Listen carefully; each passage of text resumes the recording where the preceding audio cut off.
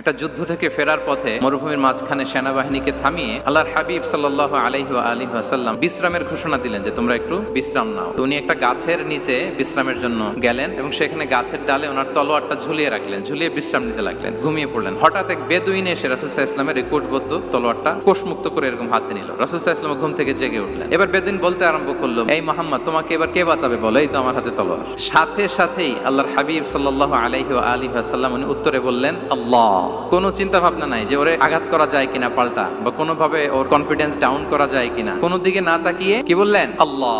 সব সময় তিনি আল্লাহ কেন্দ্রিক ছিলেন। গায়ে সাউরে যখন আল্লাহ রাসূল সাল্লাল্লাহু আলাইহি ওয়াসাল্লাম এবং আবু বকর রাদিয়াল্লাহু তাআলা আনহু ওনারা আশ্রয় নিয়েছিলেন রাত্রিবেলায়। কুরাইশরা যখন খুঁজতেছিল, আবু বকর রাদিয়াল্লাহু তাআলা আনহু বলেন যে কুরাইশদের পা দেখা যাচ্ছে, ওরা যে হেঁটে যাচ্ছে, একটু উকি মারলে আমাদেরকে দেখা যায়। রাসূল সাল্লাল্লাহু আলাইহি ওয়াসাল্লাম আবু বকর রাদিয়াল্লাহু তাআলা আনহুকে বলেন যে আবু বকর, চিন্তা করো না, লা তাহসান ইন্নাল্লাহা মা'ানা। আবু বকর, চিন্তা করো না, আল্লাহ আমাদের সাথে আছেন। সুবহানাল্লাহ।